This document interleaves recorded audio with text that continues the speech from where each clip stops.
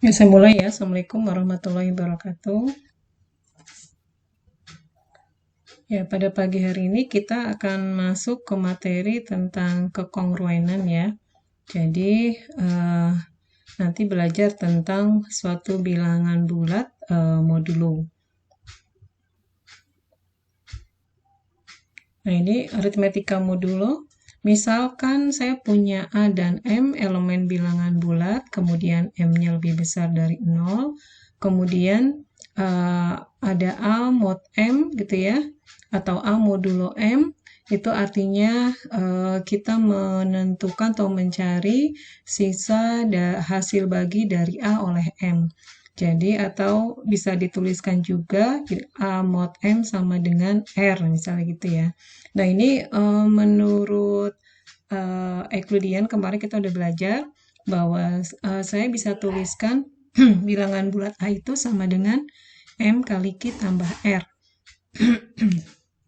M-nya kita sebut sebagai modulus atau modulo, sedangkan R-nya itu adalah sisanya. Nah, untuk sisanya ini, dia harus ada di antara 0 sampai M ya, jadi nggak boleh lebih dari M. Nah, ini contohnya. Sekarang saya punya 75 modulo 5 sama dengan 0. Kenapa? Karena 75 itu bisa saya tulis jadi berapa di sini? Saya bisa tulis 75 itu sama dengan berapa? 5 dikalikan dengan 15 ya. Sisanya tambah 0. Jadi di sini sisanya itu adalah 0 ini yang sisanya. Maka kita tuliskan 75 modulo 5 sama dengan 0.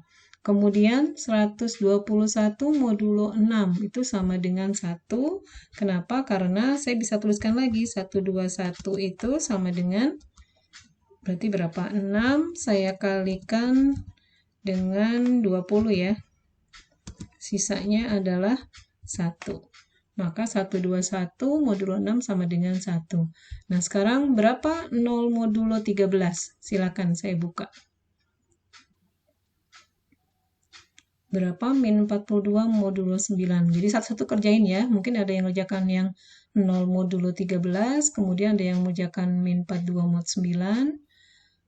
Kemudian yang lainnya silakan.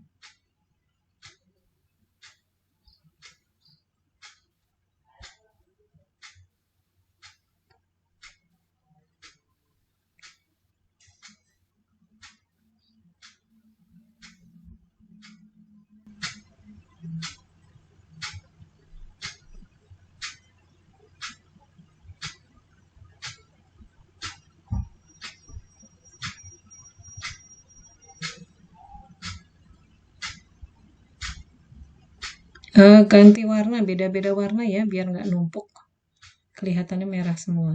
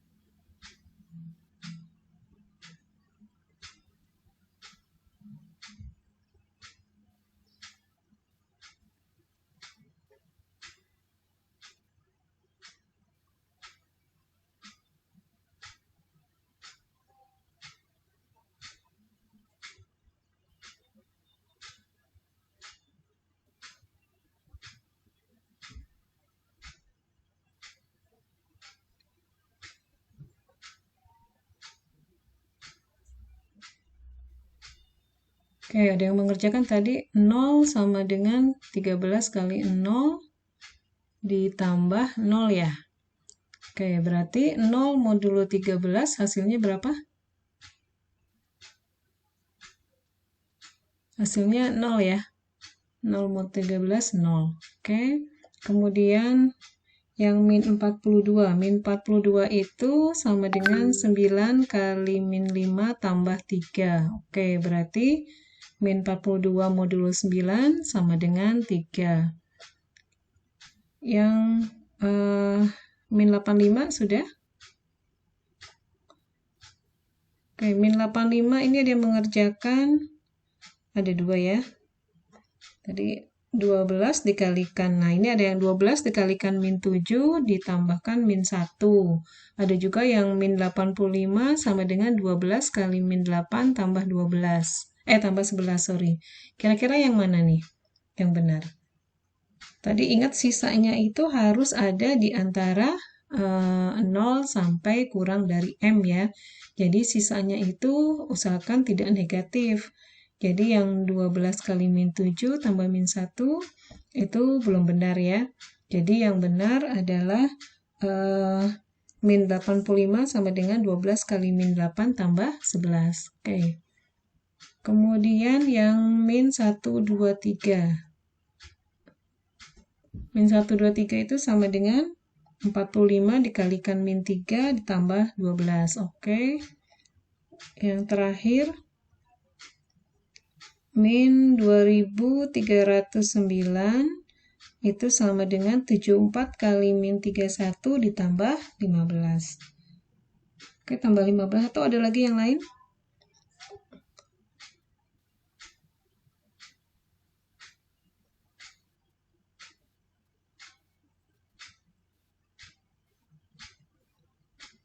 Ada lagi nggak yang min 2309? Oke.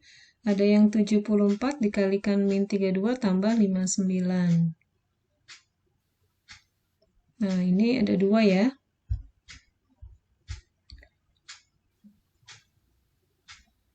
Oke. Yang ini sisanya 59. Yang ini sisanya berapa ini? 15 ya? 15 atau berapa ini? Tadi yang mengerjakan. Ya mungkin dicek lagi ya. Yang min 2309 itu sama dengan 74 kali min 32 ditambahkan 59. Oke, sekarang berarti udah paham ya, saya lanjutkan. Nah, sekarang masuk ke kongruen.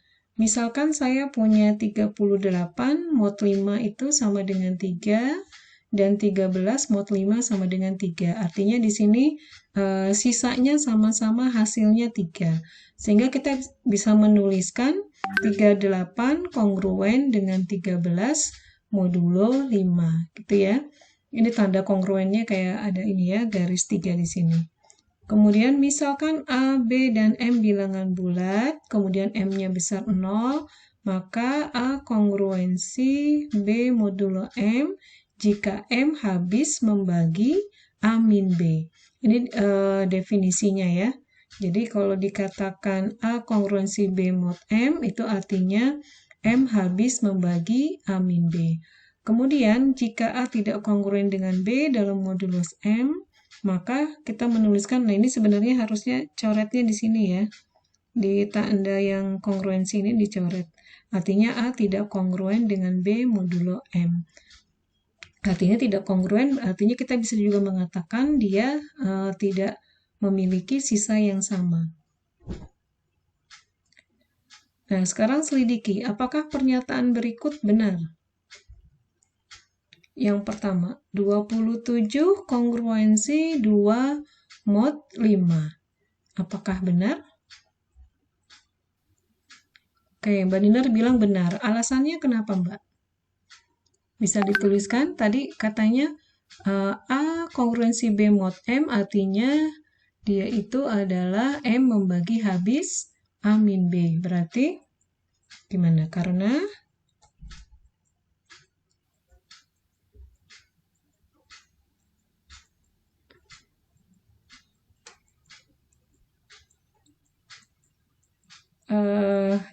bukan ke sana ya. Oke, tulis dulu nggak apa-apa. Kok dapus? Tadi kita ingat bahwa rumusnya tadi A kongruensi B modulo M itu artinya berarti M membagi habis A min B gitu ya. Berarti kan saya 27 saya kurangi dengan 2. Kalau habis membagi berarti kan 5 membagi habis 27 dikurangi 2 gitu ya. Ini sama dengan 25. 25 itu bisa saya tuliskan 5 dikalikan dengan 5. Berarti ada K. Jadi kita kembalikan lagi dengan definisi habis membagi yang kemarin ya, minggu lalu. Jadi artinya terdapat 5 elemen bilangan bulat, sehingga nanti 27 min 2 sama dengan 5 dikali 5. Oke, sekarang yang nomor 2. 121 kongruensi 3 modulo 10. Benar atau tidak?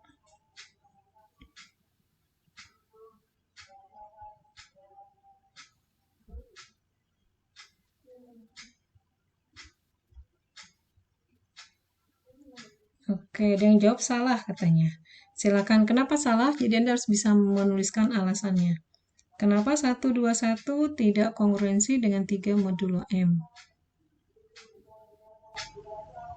Oke, karena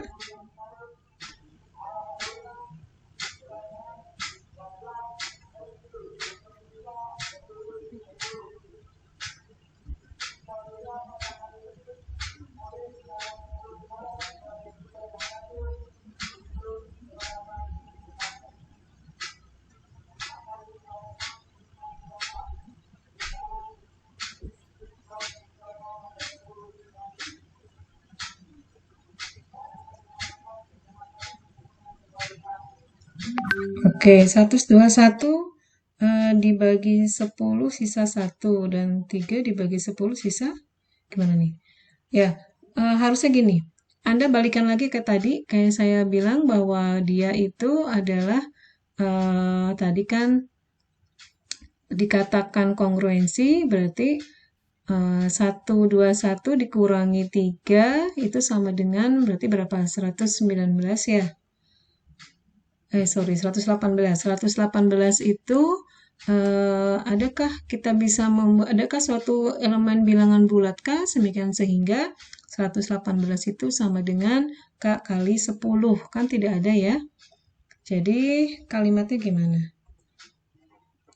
Karena tidak ada K elemen bilangan bulat sedemikian sehingga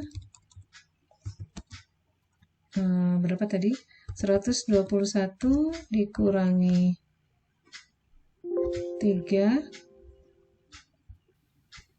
3 sama dengan K kali 10 gitu ya. Jadi tidak ada K. Oke.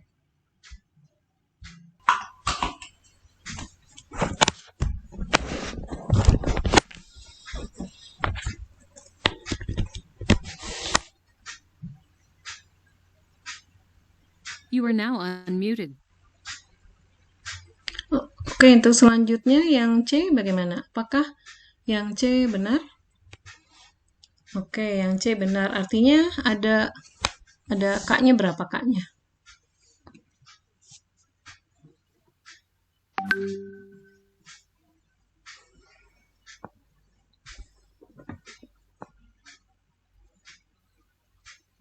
Ya, ada tulis min 418 dikurangi 6, berarti kan min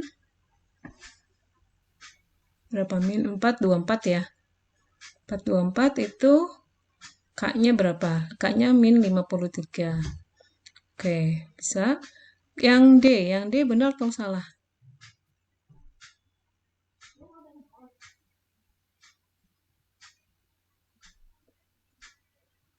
Oke, yang D katanya salah. Kenapa? Karena tidak ada K yang memenuhi sehingga min 1, 2, 3, 4 dikurangi 12 sama dengan K kali 15. Yang E benar ya?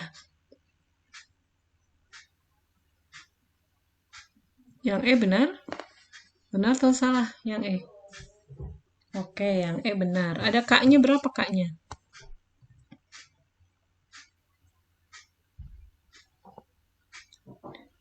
Oke, 250. Ya, berarti bisa ya. Saya lanjutkan. Sekarang masuk ke dalam suatu teorema. Misalkan M adalah bilangan bulat positif. Yang pertama ya, jika A kongruensi B mod M dan C adalah sembarang bilangan bulat, maka A tambah C kongruensi B tambah C modulo M. Dan seterusnya nih ya, A kali C sama dengan BC, kemudian A pangkat P kongruensi dari B pangkat P modulo M. Kemudian yang kedua, jika A kongruensi B mod M dan C kongruensi D mod M, maka kita bisa menjumlahkan ya, A tambah C akan kongruensi dengan B tambah D modulo M. Nah, yang kedua, A kali C akan kongruensi B kali D modulo M.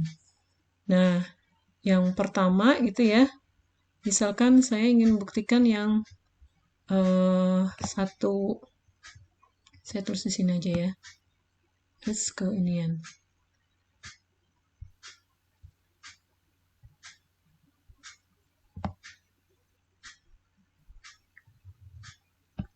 Nah, kita ingin membuktikan bahwa A tambah C kongruensi B tambah C. Nah, di sini diketahui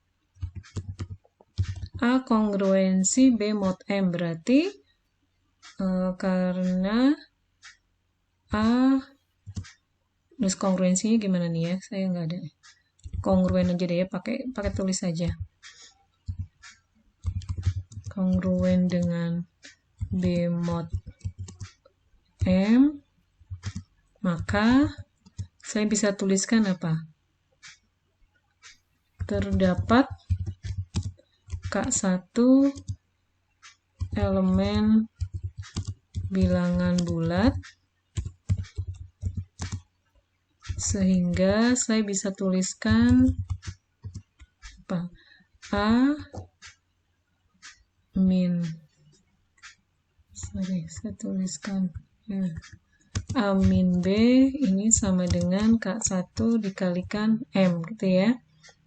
Nah, terus juga tadi ada apa tadi?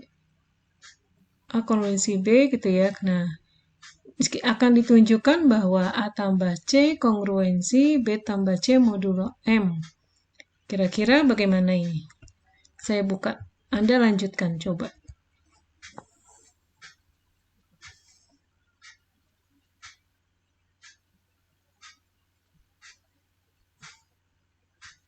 Yang ingin kita tuju adalah A tambah C.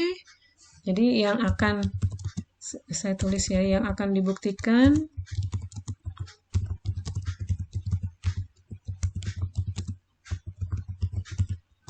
adalah bahwa saya bisa tuliskan A, atau pakai kurung ya,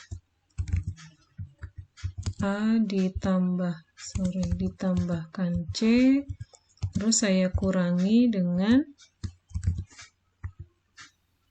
B ditambah C sama dengan K kali M gitu ya. Ini akan kita tuju ke sini. Nah, yang kita punya adalah A min B ya. Tadi yang kita punya A min B sama dengan K1 kali M. Ya, ini kita bisa menuliskan di sini perhatikan bahwa gitu ya, saya punya tadi A min B. Nah, ini saya tuliskan gini lagi aja dulu ya, K1 dikalikan M. Kemudian saya tuliskan di sini A min B, saya tuliskan ditambahkan C min C gitu ya, sama dengan K1 dikalikan M dikali, ini saya tambahkan juga C min C ya. Nah, kemudian atau yang di sini sih sebenarnya nggak usah ditambahkan yang kanan ya, juga nggak masalah ini. tapi nanti hasilnya kan 0 ya. Nah, kemudian saya tuliskan di sini A ditambahkan dengan C, terus min B, min C, sama dengan K1 kali M ditambah, ya ini sebenarnya bisa saja saya tuliskan bisa gini ya. Saya bisa menuliskan C min C kali M juga. Karena ini kan hasilnya 0 ya, tidak pengaruh, saya tuliskan juga, saya kalikan dengan M. Tujuannya apa? Saya ingin menuliskan, nanti pengen mengeluarkan M-nya.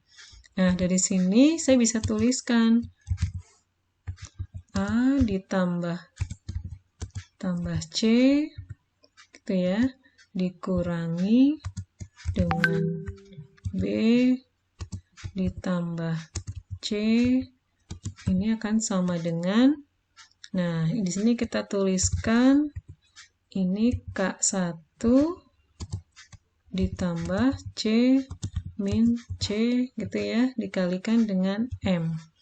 Nah, yang ini kan karena K1-nya bilangan bulat, kemudian juga ini bilangan bulat ya, maka saya bisa tuliskan di sini A ditambah C dikurang B ditambah C, itu ya, kan sama dengan, nah ini saya bisa tuliskan, nah dalam hal ini bisa saja ini karena ini 0 ya, jadi saya punya suatu K-nya itu ya sama dengan K1 gitu ya, dalam hal ini K-nya sama, K1 kali M, nah K1 kali M.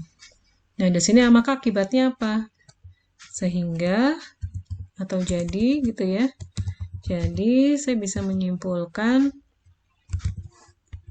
A ditambahkan C kongruen dengan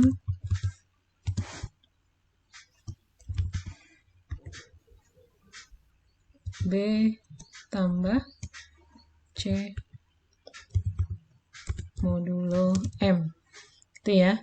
Nah, ini bukti yang pertama seperti itu. Untuk yang bukti kedua dan seterusnya gitu ya, nanti Anda latihan. Sampai sini ada pertanyaan tidak?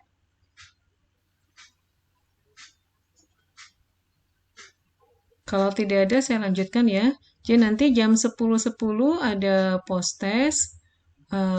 Anda mengerjakan di Eldiro ya. Jadi saya lanjut ke materinya dulu di sini. Nah, sekarang contoh, misalkan saya punya 23 kongruensi 2 modulo 3 dan 12 kongruensi 3 modulo 3. Maka tadi ya, menurut teorema saya bisa menjumlahkan nih 23 ditambah 5 gitu ya. Saya menambahkan suatu bilangan C-nya. Misal di sini C-nya 5, saya tambahkan 23 tambah 5 akan kongruensi dengan 2 tambah 5. Artinya 28 akan kongruensi dengan 7 modulo 3. Ini kita tambahkan. Kemudian kita juga bisa mengalihkan gitu ya. Dapatnya ini. Kemudian 23 ditambah 12 akan kongruensi 2 ditambah 3.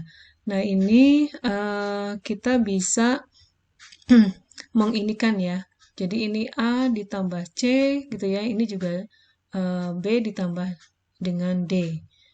Kemudian ini juga bisa dikalikan 23 dikali 12 gitu ya, 2 kali 3. Nah, ini menurut sifat-sifat tadi pada teorema kekongruenan ya. Nah, sekarang jika A kongruensi B mod M dan C sembarang bilangan bulat, apakah pernyataan ini berlaku? Kira-kira berlaku nggak?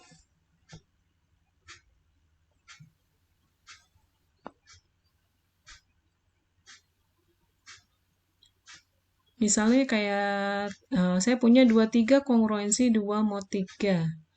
Gitu ya. Terus saya ngambil C sembarang bilangan bulat. Saya ambil C-nya misalnya 2. 23 per 2, apakah kongruensi dengan 2 per 2 atau 1? Nah, di sini nanti 2/3 per 2. 2/3 per 2 itu, nah ini tidak menjamin dia bilangan bulat ya. Kalau dia bilangan bulat, maka dia akan berlaku. Tapi di sini karena C-nya sembarang, bisa saja tadi yang A per C-nya tidak, atau B per C-nya itu tidak bilangan bulat. Oke ya. Nah, sekarang saya masuk ke inverse modulo. Jadi, kalau di aritmatika, biasanya kan ada suatu inverse atau kebalikan ya. Jadi, kalau misalnya operasinya penjumlahan, maka kebalikannya adalah atau inverse-nya adalah bilangan negatifnya gitu ya. Kemudian kalau operasinya perkalian, maka nanti inverse-nya adalah pembagiannya. Jadi contohnya di sini saya punya bilangan bulat 8. Nah, inverse dari 8 adalah 1/8 gitu ya. Kenapa? Karena 8 dikalikan 1/8 sama dengan 1. Ini pada bilangan real ya. Tapi kita akan bekerjanya di sini inverse modulo itu pada bilangan bulat. Jadi di sini definisi dari inverse dari A modulo M itu akan dikatakan ada jika A dan M relatif prima. Ingat relatif prima itu artinya kemarin FPB-nya akan sama dengan 1. Nah, karena FPB-nya sama dengan 1, gitu ya, maka saya bisa menuliskan bilangan bulat P, kita sebut sebagai inverse dari A modulo M, sehingga P dikali A akan kongruensi dengan 1 modulo M. Nah, setiap bilangan yang kongruen dengan P disebut juga inverse dari A modulo M. Jadi nanti inverse-nya itu bisa tidak tunggal ya. Jadi ada yang kongruen, kita sebut inverse juga. Nah, ini bukti dari yang tadi. Karena tadi saya punya A dan M-nya relatif prima, maka kan FPB-nya sama dengan 1. Anda ingat teorema yang kemarin? Kalau FPB-nya sama dengan 1, maka ada bilangan bulat P dan Q, sehingga bisa kita tuliskan P dikali A ditambah Q kali M sama dengan 1. Nah, di sini kita kembalikan lagi tadi bahwa FPB-nya adalah 1 ya. Atau saya bisa tuliskan di sini PA ditambah QM itu akan kongruensi dengan 1 modulo M. Nah, Anda ingat di sini karena QM kongruensi 0 mod M. Nah, ini kenapa dia 0? Karena kan QM itu adalah kelipatan dari M ya. Jadi, kalau Anda bagi dengan M, angka sisanya akan 0. Ya. Jadi di sini karena QM kongruensi dengan 0 mod M, maka kita peroleh dari yang di atas ini. Maka kita peroleh hasilnya adalah P kali A akan kongruensi dengan 1 modulo M. Nah, kalau sudah bentuknya seperti ini, maka kita dapat katakan bahwa P-nya itu inverse dari A modulo M. Mungkin lebih jelasnya langsung masuk ke contoh ya. Nah, yang pertama, tentukan inverse dari 4 modulo 9. Kira-kira berapa? Berarti kan Anda harus mencari, apa tuh? Tadi, P dikalikan 4 akan kongruensi dengan, ini sebenarnya kongruensi ya, saya nulis 1 aja ya. 1 modulo 9. Berarti P-nya berapa kira-kira? Ada yang bisa bantu? P-nya berapa ini?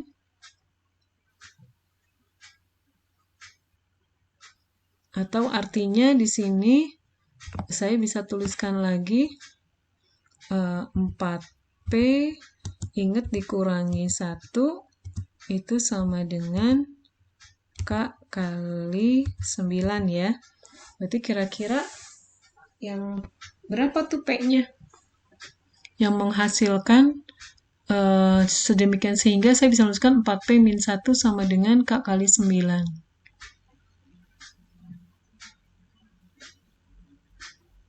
Berapa kira-kira?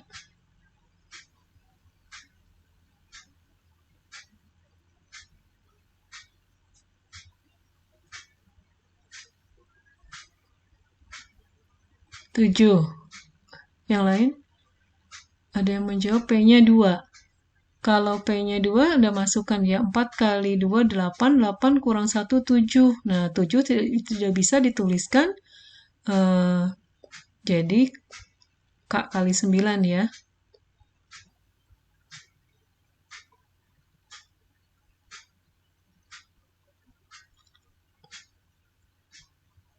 Kalau 7, ya kita masukkan P-nya 7. P-nya 7 berarti 4 dikalikan berapa?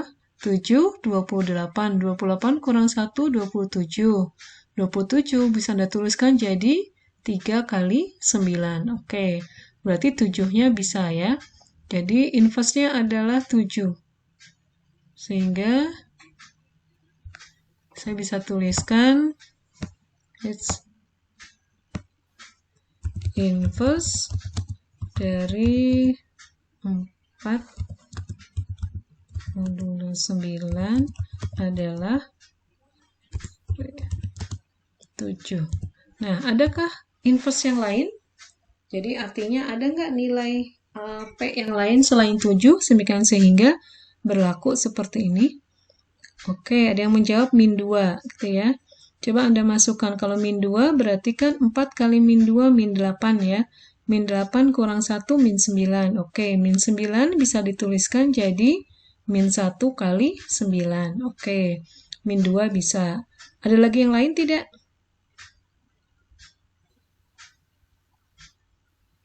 Jadi 7, terus min 2. Ada lagi nggak? Berapa lagi kira-kira? Ya, nanti masih ada lagi ya, selain 7 dan min 2 itu masih ada lagi.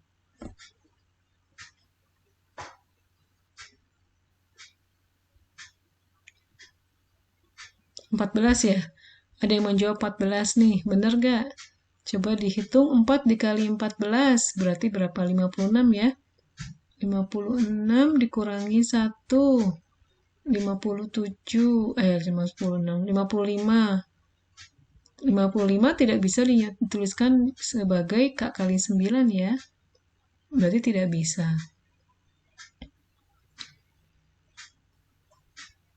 Oke, nanti Anda bisa cari lagi. Sekarang Anda coba yang B sampai F, silakan. Ini saya buka ya. Anda masing-masing ada yang mengerjakan yang B siapa, terus C siapa, D, dan seterusnya. Silakan.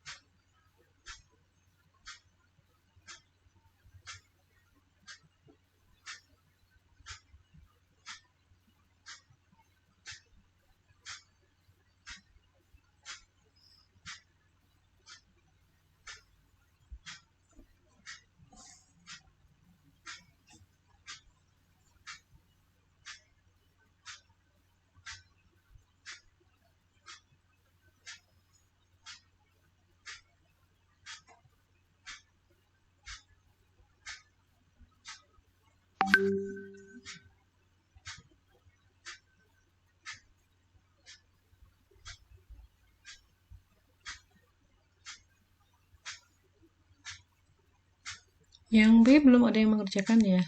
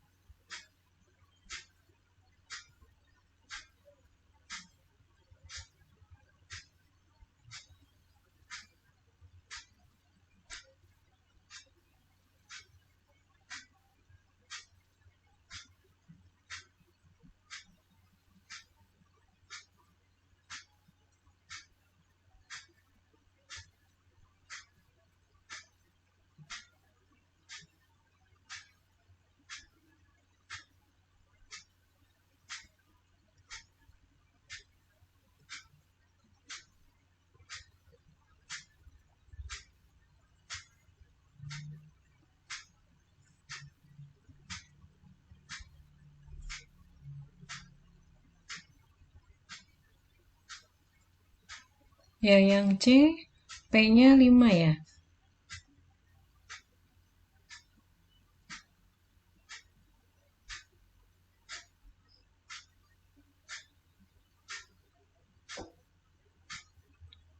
Oke, yang B nih, yang B belum ada yang mengerjakan ya. 18 modulo 10. Oh, oh itu oke, Sally yang ngerjain.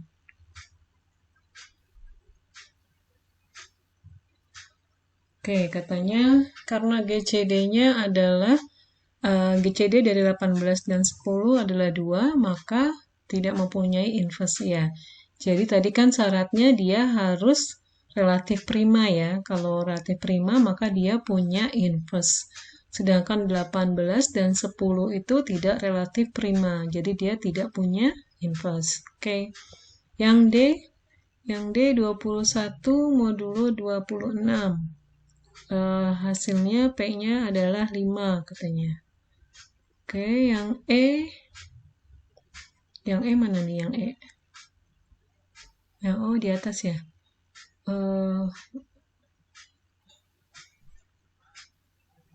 Yang E P-nya berapa itu? P-nya min 2 ya.